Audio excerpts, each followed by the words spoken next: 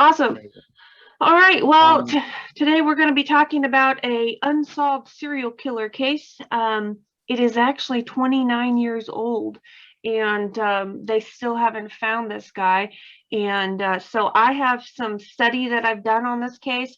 I've got several different ideas and concepts, but then I also have I have I think about things a little differently than a lot of people, and so I have a theory that hasn't really been brought out before. Um, I just I don't know. We'll go through it and we'll see what your opinion is. We'll probably break it in half and do half now and half later because we have 9 victims here. So I figure we could go through this and break it in half. And yeah, I had to keep going back and forth when I was reading the stuff. I'm like, wait, could this be one person? You know, we were going through the whole thing, the serial killer part. Just real quick, I want to thank you again for having me back on Chasing Justice, and just want to love and prayers out to Dennis Griffin and his family. Denny is my co-author and also an author and a very good friend of Sonova, who fell and got hurt this past week or so, and we hope he's getting better. He's not doing too good right now, but he's fighting to get back. So, like I said, our prayers and thoughts go out to Dennis Griffin and his family. Definitely. He's a great crime writer, and he also runs the Transparency Project on Facebook, which kind of gives a voice to victims' families and gives them a chance to, tell their stories and things. And so he does a lot of work with the victims' families, like I do. Sure. And so I met him through that. Man. Ex-law man. Yeah, he's got quite the story. If he writes his own story, he has quite a tale to tell. Thoughts and prayers out to Denny. He's recovering right now, and hopefully he'll be back on the beat and ready to run again real soon. Little delay in the book, but I have no problem with that. As long as he's getting better, my book can be delayed 2 years. You know what I mean? I don't mind at all. Danny's a great guy. His family's a great guy. I wish nothing but good things and a fast recovery, so yeah. Hootie book will be pushed back a little bit for now, but like I said, the more important matters is Denny getting better. Yeah, it really is. It's really sad because he does help a lot of people, so we need him back on the beat. We need him back. So okay, so we're going to be talking about a unknown killer. He has been labeled the I-70 serial killer. Before we start out, I want to distinguish him from the I-70 Strangler. Now, the I-70 Strangler, we know who that was. It was a gay man killing other gay men and leaving them along I-70. He strangled them all, and then he left some along I-70, and then he buried some in his backyard. And that is not this case. That is a whole complete different case. So when you get to studying the I-70 serial killer, you see a lot of people trying to tie it to Herb. I think his name is Herb Baumeister or something like that. And this is not the same guy. This is not the MO is not the same. The victimology is not the same. There's nothing the same other than they worked along the same highway. So we're talking, there are 6 official victims of this gentleman. Law enforcement believes there were 3 more additional victims, but he wised up a little bit throughout his course of things and changed his weapon. And so most of the law officers that worked on this case still have that gut feeling that it's the same guy. I agree 100% because you will see him progress. Like any predator, they progressively change the way they operate to get better at their craft. Right. So he's progressing, and you'll see especially in the last victim, you'll see how he's starting to progress again. So this case is 29 years old from the day he started this that we know of. And I don't believe that he's stopped. I believe he's either incarcerated, he's dead, or he's changed his MO enough that they haven't found him yet. So let them know what cities and states and counties that this highway runs through, because this highway is known for a lot of things. There's been murders on it. As you said, there was that the last one that we spoke about that they try to compare it to was a gay man that was committing the murders, and now this man here, I think 9 victims, I think the count was. Right. But just let them know exactly where the area was, because it's a well. I-70 runs straight through the heart of the U.S. It runs, you can get from coast to coast on I-70. If you're on I-70, you can get on the south side, not on the East Coast. Right. You can get anywhere you want to, just about, from I-70. If you're on I-70 and there's any state you want to reach, you can get there from I-70. You might have to take a back road or two, but you'll get there. I-70, it cuts through the core of the center of the country, and it connects to a lot of other major freeways and interstates, and so a lot of trucking routes go through there. There is the Happy Face Killer. If you listen to another crime writer that I actually follow, and he's on my Facebook and things, his name is M. William Phelps. He actually started a communication with the Happy Face Killer. That was a trucker who was killing prostitutes, and he got away with it from coast to coast. How did he get his name, Sonova? The Happy Face Killer? When he signed his tickets, he put a little smiley face. He drew a little smiley face by his signature. What tickets was he signing? Well, any ticket, like at a gas station or anything, he always smiled with put a little smiley face. Well, when he wrote something to law enforcement because they weren't figuring out that all of these were the same guy. Well, he made the mistake and he put that little smiley face at the bottom. He didn't sign his name, but he put the smiley face, and so he got to be known as the Happy Face Killer. They figured out that how they figured out that the son of Sam was working with a cult. When he put son of Sam was literally the son of a guy named Sam that was the head of the group that David Berkowitz was part of. Right. So this man, and that's how the journalist, because it went right over Breslin's head onto another journalist. Breslin just wanted the notoriety because the 44 caliber killer was writing him.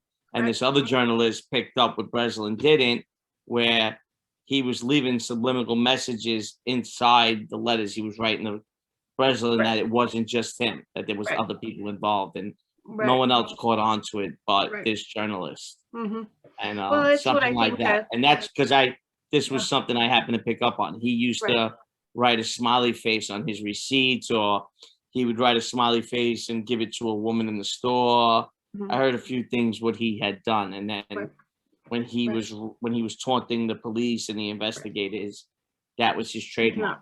So this highway is very famous for lunatics and serial killers and just people that were out, truckers. A lot of truckers are loners, guys that were picked on, guys that were antisocial, no dating life. A lot of these guys became truckers for these reasons, because they were alone in life to begin with, and now they're able to go work a job that they're alone. Some of these people could hack it in warehouses and offices and things like that, and then they took their sickness with them, and it's very hard to, I don't know, they don't see doctors. You can't detect that there's something wrong with these people because they're not in the public eye. They're driving up and down these big highways and these main roads, trucking back and forth, dropping loads off, picking loads up, and raping and killing prostitutes and women. And you know what? I don't know if it's life imitating art or art imitating life. Every time we turn the TV on and you put on Lifetime or Hallmark, well, not really Hallmark, or the ID channel, it's one of these stories. But your story that we're going to get into now really took me for a loop out of all of them. I haven't seen one or watched one or heard one like this in a while, and he still hasn't been caught. No. Okay, so this is a very interesting case because of all these facts, but because it's actually 29 years old and there's no they haven't even announced that they have a suspect. They don't have an official suspect. They don't have any official persons of interest. They literally have nothing. And so we're going to start out by telling the story. We're probably going to have to split this in 2 different sections because we got 9 victims. Very long one. Yeah. So we'll start out with hit number 1, and I'm going to call them hits because once you learn about this man, you're going to find he is hitting these people. It is almost like a hit. If these people were mob guys, and you found these guys laying in these stores, you would say this was a hit. Okay. Yeah. But since these are all petite, dark-headed women with long brown hair, you don't think of it that way, but this is the way they're carried out. So on April 8th, 1992, so we got to go all the way back before most people had cell phones. We have to go all the way back before most stores and businesses didn't have any kind of video surveillance or anything like that. Usually the banks were the only ones that had video surveillance. I got my first cell phone in 96, I think, and my boyfriend at the time, he was part of the fire department, so he got them for us, and they was these big luggage bags, you remember, like the little suitcase. We used to call them bag phones. Exactly, but that was rare. I was the cool kid in class because I had a phone, and they didn't, It was like carrying around a mini suitcase with you. It was carry-on luggage. So, but most people didn't even have that. So we're talking back before this time frame. There was a 26-year-old girl named Robin Fuldauer. She was running the Payless Shoe Source in Indianapolis, Indiana. Okay, and this is where it started, as far as we know. It was about 1:30 in the afternoon on a Wednesday. So traffic in the store was very, very minimum. Now you have to picture this. This is a storefront shop, that has a little sidewalk, and there's 3 or 4 little stores of some sort in there. It was a Payless shoe store. There wasn't a lot of traffic. There wasn't, anything interesting. All of a sudden, one of her friends who worked across the street at the gas station comes over to say hi on her break or whatever. She walks in and Robin is nowhere to be found. Not only is that weird, but she notices that the cash register is standing open. There's a little bit of cash left in it, but it looks like someone just grabbed and ran. And so she calls the police. She doesn't notice her friend's body in the back room, which is a good thing for her, of course. She calls the cops. The cops come in expecting some kind of robbery, maybe a kidnapping. They find Robin Fuldauer dead in the back room. She has been shot behind the ear with a .22 caliber gun. And Mike Crook was the detective that was called to the scene. And he had no idea that this was just the beginning. They thought this was just a robbery. She interrupted a robbery, nothing, This would actually be the beginning of a kickoff that would span a month, and he would kill 6 people within that month. So Robin Fuldauer was the first one. How many states within that month did he reach? Within that first month, he actually crossed through 4 states. And actually 6 lives. killing in 3 states, crossed through 4, killing in 3 states. And that was in 1 month. Yes, it was actually 1 day shy of a month. He killed 6 people.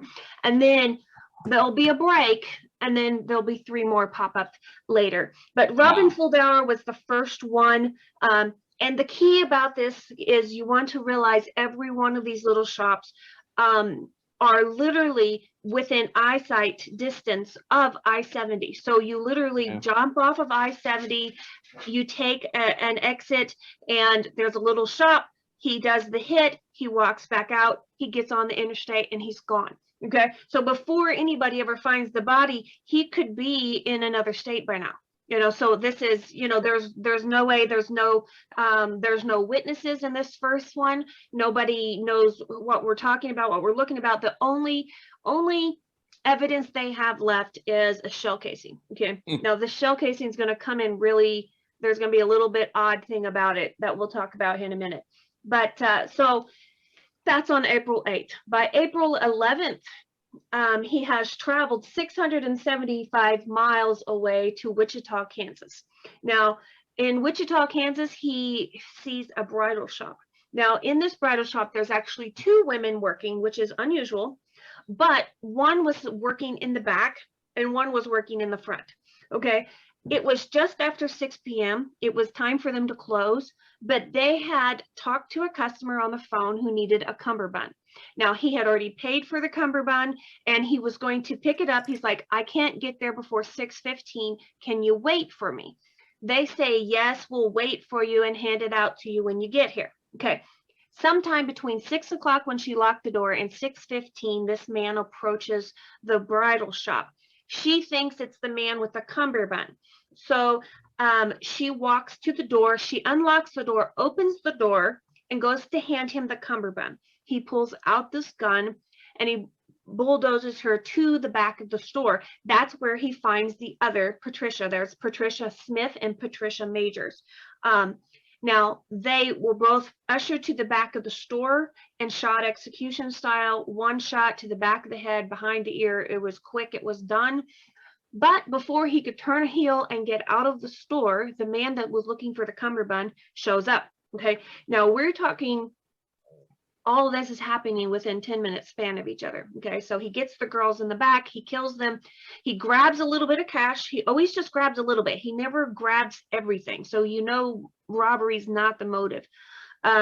He just grabs a little bit of cash. He turns heel. He runs almost smack dab into the guy coming for the cummerbund. He pulls the gun on the guy and he says, come to the back. I've got them back there tied up. I need to tie you up so I can get away. Well, this man knows for a fact that he's not going to make it out of that store. So he enters a dialogue with the guy. He starts talking to the guy and he says, look, man, this is none of my business. I don't know what your deal is. I don't know nothing. I see nothing. Just let me go. I won't say anything. Well, the guy lets him go. Okay. The gunman lets him leave. Okay. So the man leaves. And of course, when he gets out of danger zone, he calls 911. They bring in, hang on, I got to adjust my chair. It's killing me. Just when you're talking about that, when I seen that part, because there's so many parts to read about this, I knew right then and there he had something against women because he didn't touch them. Nope. He could have killed the one woman and kept it moving. He found out that there was 2, so now he's getting 2 for the price of 1. You know, how he knew to come at that exact time that the store was closed, not closing, they only stood open. And it always works like that. You gotta say, most accidents happen a block from the house. Right? A girl gets killed working, a waitress gets killed on a shift that she was covering for somebody else. Now these 2 poor young ladies get killed waiting for this man to pick up his cummerbund where he doesn't even wind up getting killed. Not that I want anybody to get killed, but it always falls like that. And I'm seeing the pattern right away. Being me, you know how I am, Sonova, I'm already looking into everything, that this man has something against women. He don't touch them, he don't rape them, and he let this man walk away. Right. Well, you're going to find that he is, this guy provides the information that's really key into this. What's really even more sad than it's all sad. I mean, I'm a Yeah. crime writer. Everything I do is sad. Why do you think I make all those funny memes? It's something to get my brain off of all the Yeah, yeah. because I mean, even talking to you the couple times a week that we talk, it's like, Sonova, I like you, but you're so damn depressing. It's like, God, you know, but anyway. Hey, I got a new video for you. Some guy murdered 9 women across I-70. Thanks. Like, great. You were like, you need any more content? I got more. Yeah, I can send you some more information. But this is what's really bad. When someone dies, you hope it's quick, you hope it's painless, and they don't feel anything. You know, Trish Smith, the cops got there, and it had been an hour since this happened.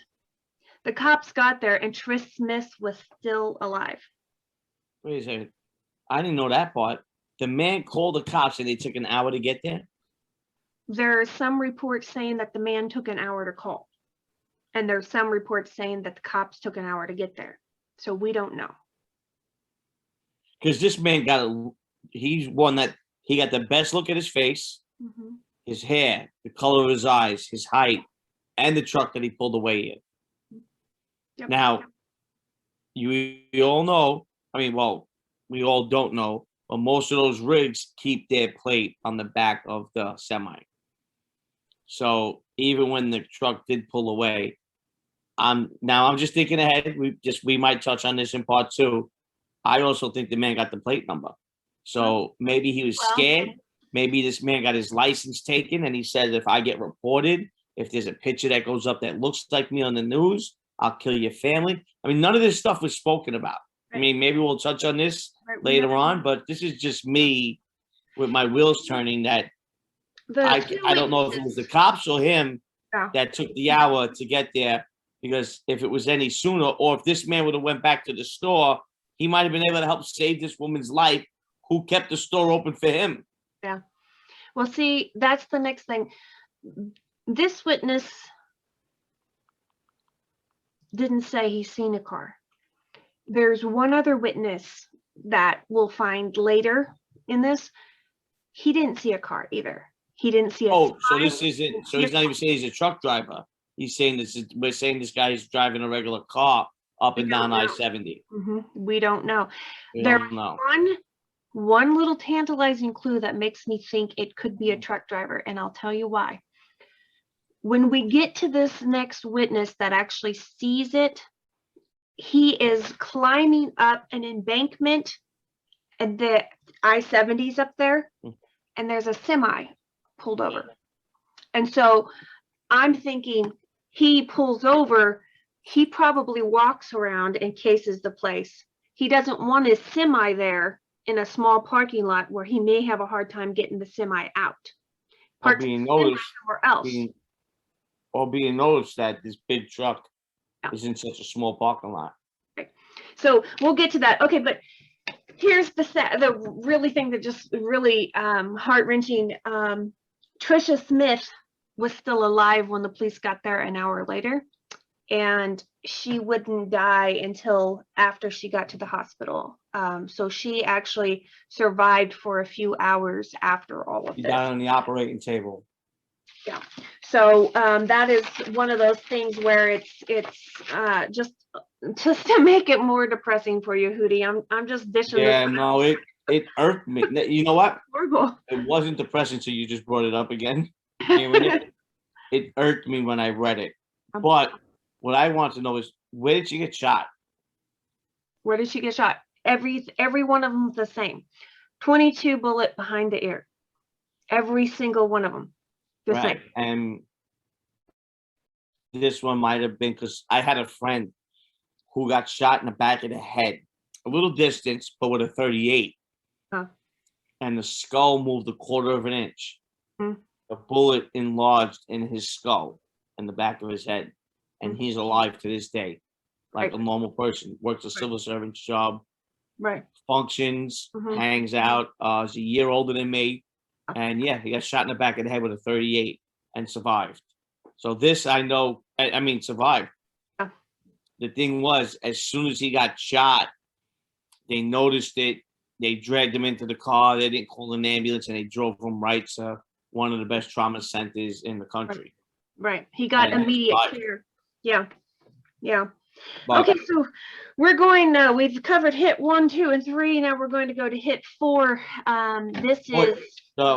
which was 3? We had 2 Patricias. Patricia Smith. Right, what was the 3rd? Patricia Majors was the 3rd. 3 hits, 2 shootings. 3 hits. 2 shootings. 3 hits. 2 shootings. Two different stores, but 3 victims. Because the second, so he's hit 3 people. Okay. Right. Yep. So, okay, so this guy comes to law enforcement, and he tells them, he gives them the description of the man. They actually get a composite sketch made of the man. He also tells them about this really weird gun that the guy had pulled on him. And I will share all these pictures now, but I'll also share them on my sites so you guys that are listening to the podcast can see them. But they said that the man was in his early 30s, maybe close to 40. He was only 5'8" tall, 150 pounds. So he was a smaller guy. He had sandy blonde hair with a reddish tint. And then he had reddish stubble beard. Okay, so we're talking a smaller guy with a gun, but yet he was still intimidated by this bigger guy that came in and talked his way out of the building. So this tells me that he wasn't interested in a confrontation with another man that may have been able to defend himself. He just wanted to attack someone that he thought he could overpower. You know what I mean? He wasn't, to me, that's not an overly confident killer. You know, because he's not going to attack someone bigger than him. And we'll find out something else that kind of reassures that concept. But anyways, this is the weapon that they say it could be. They have all of the shell casings, and they said, according to the striations on the shell casings, they have limited it down to just a few possibilities of what this gun could be. Now, they said that it could be an Irma Werke, which is the picture I just showed you. It has an 11 3/4 inch barrel on it. It is actually a German-made gun that they stopped making after the war. So it's more of a collector's item. It's not something that, you know, any street thug's just going to grab. It's not like a 22 mag. It's something that most people don't carry, and it's big and it's cumbersome. You try to carry a gun with a 12-inch they use in target practice 22s. They do, right? And they do use 22. They call target guns, right? And they look like that. They're that long. They're shaped like that, and they're 22s. But it's and for target shooting. For target practice. Yeah. But that gun, which is very weird, that this guy gave certain information, how he knew the guy's height, how he was able to get such, I mean, the description, I didn't know that the description of the gun came this early in the case. I thought it came later on. Nope. Coming to find out that it came from the man that he let survive. And I feel like this man only let out information that he wanted to let out. Like there was more information to be let out, and I'm not, for some reason I'm not understanding it. Was he the beard? Was he the man to get them to keep the store open? Like, I don't know. Was it a one-man team? I don't know. I know. These are all the questions that I'm spitballing, and I'm hoping that everybody else at home that's listening to this, they spitball this around themselves. Right. Because it's weird. It's so unusual. And then the fact that it's 29 years old and it's still not solved is just it's just mind-blowing to me. Okay, so we're going to go to the next hit, and this hit is very strange in the fact that and let's see, he drove from there to there. He drove from Wichita to Terre Haute, Indiana. Okay, so it's like he drives back and forth. It's like he goes back to Indiana. So he'll hit in Indiana, and then he'll hit a couple ways that way, and then he comes back to Indiana, and he's hit somebody again in Indiana. Now, this one is very weird. from Wichita to Terre Haute, just for those of you that want to know, it's 600 miles between those two. So he's a traveler. He likes to drive. And so he finds this little storefront building called Sylvia's Ceramics. And this is on, let me find the date, April 27th. Okay, so he's gone from the 11th to the 27th. He's gone 16 days without killing anybody that we know of. Okay, so he's gone 16 days and he's back in Indiana now. He goes to this little storefront building, Sylvia's Ceramics, and he's looking in the window and he sees a small petite brunette with a ponytail. But this person is kneeled down fixing the bottom shelf of something. He walks in, shoots him in the back of the head, walks back out. He doesn't realize that he's just shot a man. He never looks at the person's face. He never sees this person. He doesn't want to see them. He doesn't want to see them die. You know, he doesn't have that in him. He doesn't want to see them beg for their life. He doesn't want to sexually assault them. He's just getting a thrill out of his morbid target practice. Getting a thrill? He didn't want to watch his own victims die. And he was seasoned in how to kill people. Small caliber weapon, execution style, back of the head. Mm-hmm. Where would he have seen that? Where would he have learned that? And when you drive 600 miles, you do a lot of stopping. Mm-hmm. You do a lot of stop. You do a lot, and there was no GPS then. No. You know, people asked for directions. People must have asked him for directions. He's had to stop for gas. Did he smoke? I mean, he had to stop for water. He had to stop for something to drink.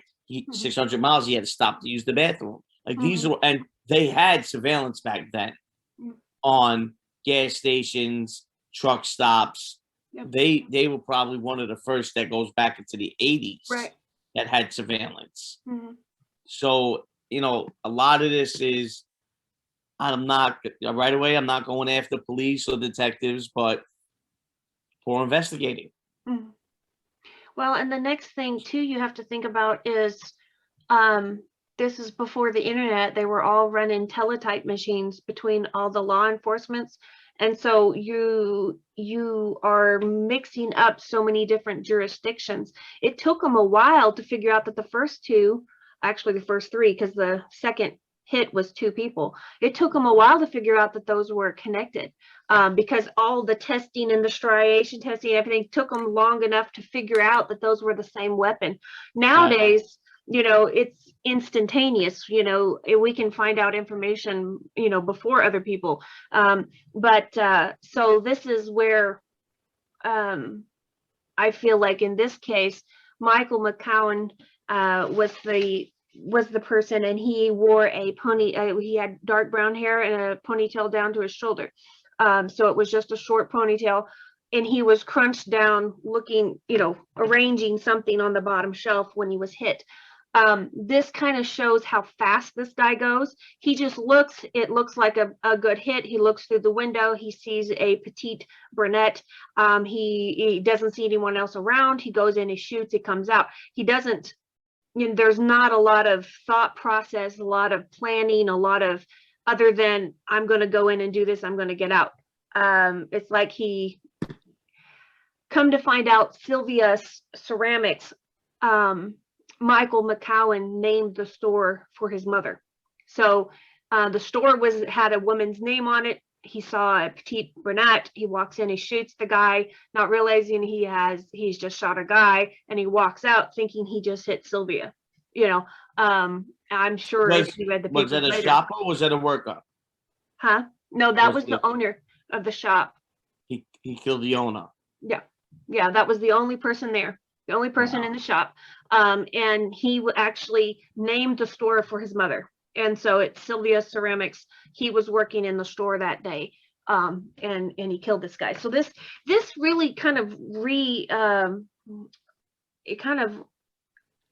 I don't know, it solidifies my concept of he has something against a very specific type of woman. she's got to be small. She's got to be brunette. She's got to have long hair. He's got a specific animosity towards the specific type of woman, because every woman he has killed, even the one this is just the way luck would have it, I guess. Even the one he didn't know was in the bridal shop that was in the back. She was small, petite, brunette headed, hair to her shoulders. That was just dumb luck. Yeah. Bad luck for her, dumb luck for him. Right.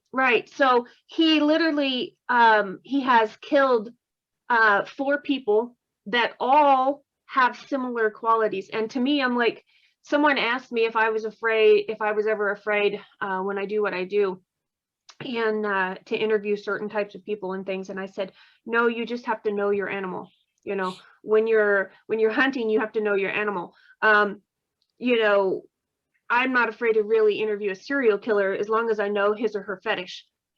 Now if his or her fetish is petite, dark-headed, blue-eyed women, I'm not going to interview that person by myself. No way in heck. But I also, someone asked me if I was afraid of mob guys. I'm like, no, I've got a co-host. I'm like, no, because I know that the way that the Italian La Cosa Nostra work, I know the way certain different agencies work. But you need to know that goes into, and this guy, his fetish, his ideal target, his ideal prey is a petite woman with brown hair. And he wants a small petite woman with brown hair, and it needs to be long. That's his thing. It was, when you. Do you think that he was hurt by one? Because I think so.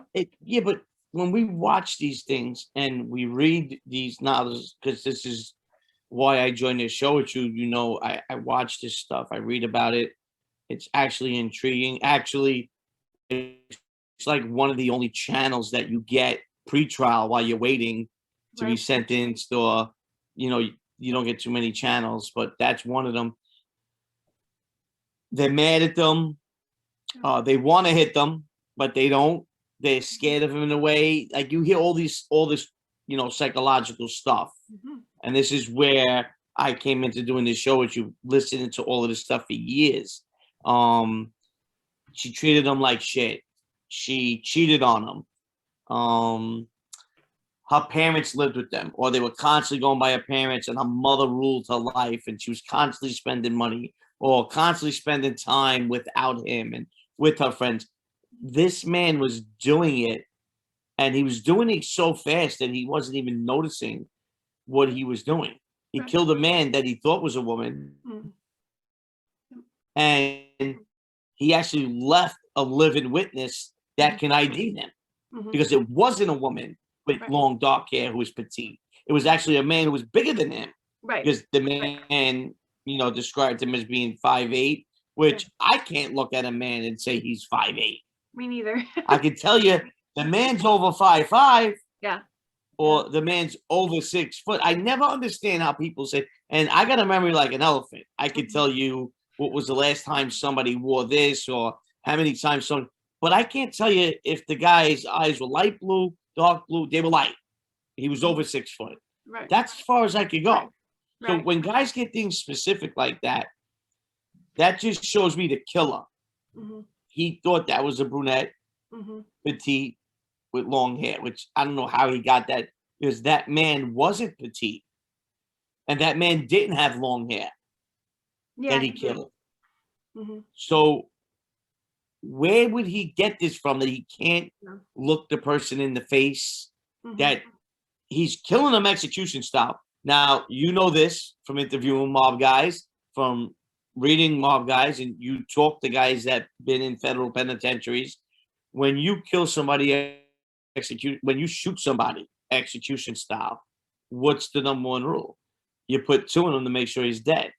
If you put 1 in them, and if the body doesn't slump, you put another 1 in them. He was just putting 1 in the back of the head and skipping. Didn't want to look at them. Didn't want to have a conversation with them. You know how like most serial killers want to scream at their victims? They want them to cry and break and no good, and use a garbage pan. Like this crazy thing that these people have for women. And maybe that's why this man has been caught. Yeah. Not too many slip-ups, because I this, out of all of the shows, and you tell me yourself, Sonova, because it's mind-boggling. Have you watched or seen anything very peculiar what this man is doing? Well, it's also very odd for a serial killer to use a gun. Most serial killers, if you study them, they do strangulation, they might do poison, they might do stabbing, they might, they don't do a gun. And so just for a serial killer to use a gun is weird. But then, like you said, 2 shots in the back of the head is standard. This guy did one execution. Shot. Right. This is one shot. But I have to tell you, too, he's killing them with a 22. Okay. There is still something personal about it, because you have to be fairly close to kill something with a 22, unless it's bigger than a squirrel. You know what I'm saying? Again, so it's you shoot somebody with the 22 and not a big caliber, because when you shoot them in the back of the head, it might go through, where the 22 goes inside, pings around, hits everything, and you die. I mean, that's you learn that in the movies, watching old mob movies, So something with this guy is very, very odd, like you did say. Right. There's just something with him and this woman. Now, if you study true crime at all, and you follow some of my stuff, I've talked about it before. When it came to the Golden State Killer that they just found, and they just caught and put him through everything, they actually found his body. He progressed, and most predators do. People want to say, oh, well, the MO changed, it can't be the same person. I'm like, no, they're going to progressively get worse and worse and worse. That's the way predators do. This is the way it goes. But he started out as breaking and entering, and then he started breaking and entering and raping the women, and then he eventually breaking and entering and murdering the people. This is the Golden State Killer. This was the Golden State Killer. Right. Yeah. So in the middle of his raping the women phase, there was several witnesses that came forward and said that he would, in the middle of the sex act, he would utter the name Bonnie. And then sometimes he would cry when he would utter the name Bonnie, or he would break out into a fury after he said Bonnie. Well, they found his Bonnie after all this, and it was a woman that had started dating him. They had gotten serious back in college. They had talked about marriage, but he started freaking out a bit on her, and she got scared of him and broke it off. And then right after that, it seemed like that triggered the breaking and entering and the peeping Tom, and it just went on and on and on and on. But they found his Bonnie, and to me, I think that this is that guy's Bonnie. I don't know what her name is, but just the way all these victims look similar, I think that is it. We need to find his Bonnie. You know what I mean? It's just. Now let me ask you a question. How did they why did she break off were they engaged? Not to get off the subject on the I-70 killer, but the Golden State, were they, because I didn't see any of this when I watched it. Did she break up with him? Was there a fight? Was he cheated on? I didn't see any of that. No, she didn't cheat on him. He started freaking her out with some of his behavior, and then some of his behavior in the bedroom, and then some of his, he started being very possessive of her, to the point that she felt scared of him, not just irritated that he thought she was his property, but just absolutely intimidated by him. And so she broke it off because she became fearful she's like, there's something wrong with this guy. So she broke it off, and this was back in their college days. But if you take the timeline of his activities all the way back to the beginning, it started out with breaking and entering and peeping, and the breaking and entering and the peeping started just shortly after his relationship with this woman disintegrated. I did read about the peeping Tom part. That's how he started. And see, people don't realize. They say, well, this guy disappeared. Maybe he just quit killing. There isn't a serial killer that we've ever studied that quits. They're either dead, they're either incarcerated for something else, or they have just taken a break. Now, serial killers have killing and we don't know about it. They have a killing. Well, see, even the BTK killer, he went 15 years. Everybody thought he was dead. Yes. He actually came back and started taunting the police again because that was he missed that old. And so what they didn't realize is even in the Golden State Killer case, the Golden State Killer had already started choosing another victim. He had already started peeping on this woman. So the Golden State Killer was about ready to start again, so they caught him on the cusp of going to kill someone else. And the BTK killer was the same. He was starting to kickstart that evil fire again. He was starting over. And so that's what's scary about this guy. If he's still alive, he's either changed his MO and he's continued on, or he's in prison, or he's ready to kickstart it again. That's what he's got to be pushing 70. Am I right? He could be anywhere from 59 to 69, so in that age range. But the Golden State Killer was almost 80, and he had already targeted another woman. Yeah. So I'm like. Well, BTK, I think they wrote an article about him. Mm-hmm, they did. It wasn't glorifying him enough. A relationship, or he went to jail, or he died. Something to the fact. Yeah. And he got mad, and he went back at them, and that's how that all erupted again. Yeah, but when they did with David Berkowitz as well. No. They sent the note out to David Berkowitz. Yeah, they do. They have a way of getting them. It's their own arrogance. He was mad because he wasn't painted in the right light in the newspaper. Right. And so it goes back to the arrogance, but. There will be, we have talked for an hour, so. They're narcissists as well as sociopaths, right? Yeah, exactly. So we will take this and we'll cut this off here. There will be 2 more killings really quick. Then there'll be a break, and there'll be 3 more a little bit different. So we might actually in the next episode see the progression of a killer, because things change just a little bit on the last one. But we'll cut this off here for tonight, and Absolutely. we'll catch up with you next week. So